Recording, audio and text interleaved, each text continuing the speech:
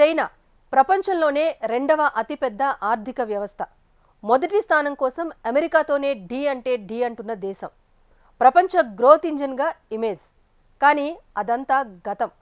ఇప్పుడు డ్రాగన్కు అంత సీన్ లేదు. నిరుద్యోగ తీవ్రతతో పాటు ఆర్థిక కుంగుబాటు బీజింగ్ను ఉక్కిరిబిక్కిరి చేస్తున్నాయి. వచ్చే 4 ఏళ్ల పాటు చైనా ఇదే పరిస్థితులను ఎదుర్కోవటం ఖాయమని ఇంటర్నేషనల్ మానిటరీ ఫండ్ సైతం తేల్చేసింది. సరిగ్గా ఇలాంటి సమయంలోనే చైనా కమ్యూనిస్టు పార్టీ అత్యంత కీలక వార్షిక సమావేశం మొదలైంది. కానీ వారం రోజుల పాటు జరిగే ఈ సమావేశాల అనంతరం ప్రెస్ మీట్ కూడా నిర్వహించే సాహసం ఆ దేశ పాలకులు చేయటం లేదు.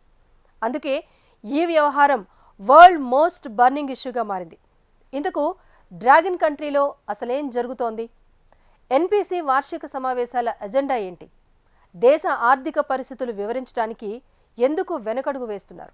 ఒకప్పటి గ్రోత్ ఇంజిన్ రివర్స్ గేర్ కు రీజన్ ఏంటి? చైనా ఆర్థిక పతనాన్ని అడ్డుకోవడం అసాధ్యమేనా? చైనా పతనం ప్రపంచానికి పెను శాపం కానుందా? బీజింగ్ వేదికగా చైనా కమ్యూనిస్టు పార్టీ అత్యంత కీలక వార్షిక సమావేశాలు ప్రారంభమయ్యాయి. నిరుద్యోగ తీవ్రత, ఆర్థిక కుంగుబాటు నేపథ్యంలో ఈ సమావేశాలపై ప్రపంచం దృష్టి పడింది.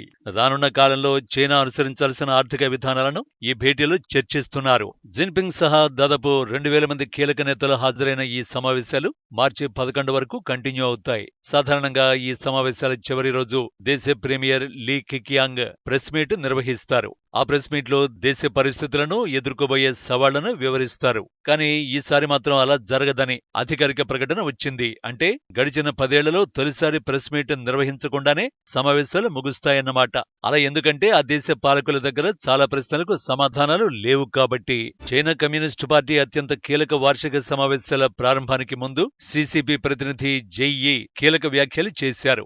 ఆర్థిక అంశాలపై తీవ్ర ఆందోళన నెలకొందని, దీనికి తోడు కొత్తగా డిగ్రీలు పూర్తి చేసిన వారికి ఉద్యోగ అవకాశాలు మందగించాయని అంగీకరించారు. అయితే దేశంలో సవాళ్లతో పోలిస్తే అనుకూల పరిస్థితులే ఎక్కువగా ఉన్నాయని, దీర్ఘకాలిక వృద్ధికి సంబంధించిన అంశాలు స్థిరంగా ఉన్నాయని పేర్కొన్నారు. కానీ వాస్తవ పరిస్థితులు అందుకు చాలా భిన్నంగా ఉన్నాయి.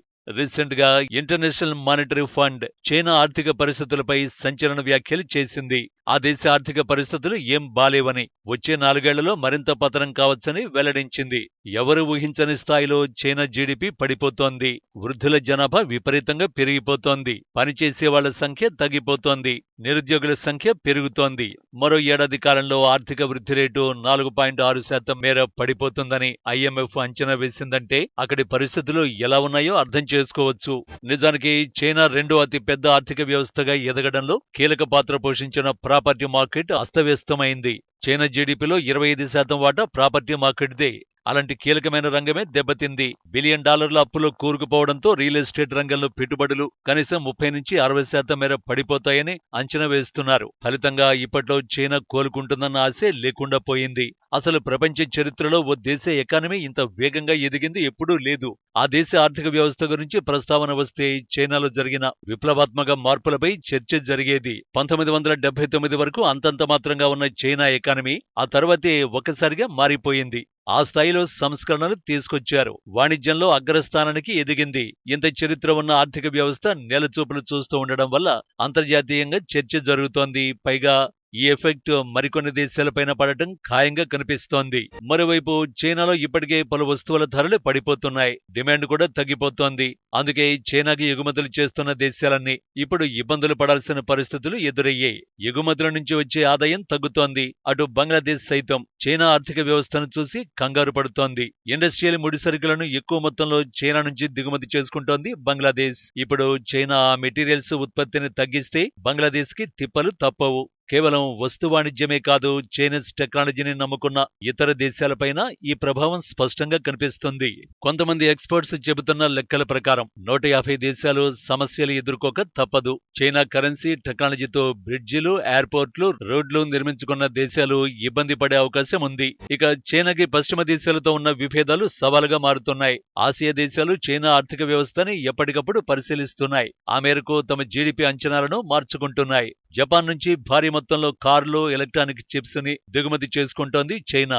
అయితే ఈ మధ్య కాలంలో ఆ దిగుమతులు బాగా తగ్గించింది. ఫలితంగా జపాన్ ఆర్థిక వ్యవస్థలను కాస్త కుదుపులొచ్చాయి. అటు సౌత్ కొరియా, థాయిలాండ్ కూడా తమ జీడీపీ అంచనాలను మార్చుకుంటున్నాయి. చైనాలో ఇప్పటికే వస్తువుల ధరలు దారుణంగా పడిపోయాయి. అంతర్జాతీయంగా చమురు ధరలు తగ్గే అవకాశాలు కనిపిస్తున్నాయి. పైగా చైనా నుంచి వేరే దేశాలకు వెళ్లే వస్తువుల ధరలు పడిపోతున్నాయి. వీటిని దిగుమతి చేసుకుంటున్న దేశాలకు ఇది లబ్ధి చేకూర్చినా చైనాకు మాత్రం పెద్ద దెబ్బ తప్పదు. ఇప్పటికే అమెరికాలో చైనా వస్తువులకు డిమాండ్ తగ్గుతోంది. ఇటు భారత్ పైన కొంత ప్రభావం కనిపించే అవకాశాలు లేకపోలేదు. చైనా వస్తువులను పెద్ద ఎత్తున దిగుమతి చేసుకుంటోంది భారత్.